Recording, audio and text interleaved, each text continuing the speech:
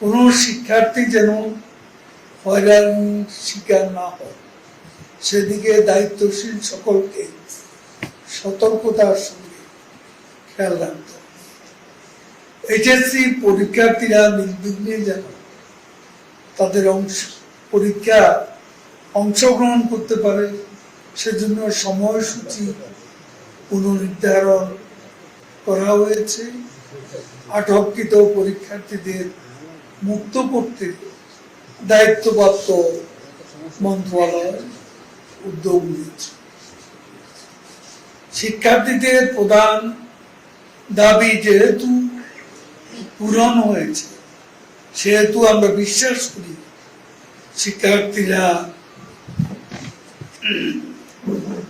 শ্রেণীকক্ষে পরীক্ষার হলে ফিরে যাবে। তারা কারো অশুভ রাজনীতি ঢাল হিসাবে ব্যবহার হোক এটা জাতি চায়। পরিবেশ এবং পরিস্থিতি অনুযায়ী শিক্ষা প্রতিষ্ঠান পর্যায়ক্রমে খুলে দেওয়া হবে। আগামী রোববার প্রাথমিক পর্যায়ের প্রতিষ্ঠান খুলে দেওয়া হবে। আমরা চাই শিক্ষা প্রতিষ্ঠানগুলোতে শিক্ষা সুষ্ঠু পরিবেশ ফিরে আসে।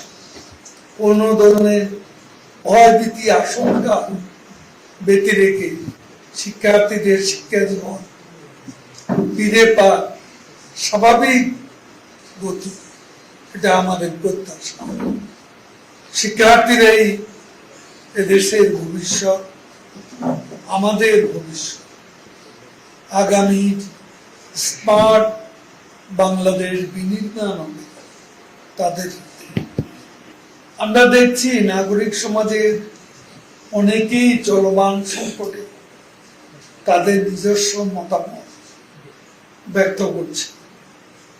আমরা ব্যক্তিগত মতের প্রতি শ্রদ্ধা জানাই, কিন্তু একটা রাষ্ট্রের শান্তি শৃঙ্খলা এবং জনগণের জানমালের নিরাপত্তার বিষয়টিও সকলের বিবেচনায় থাকা উচিত।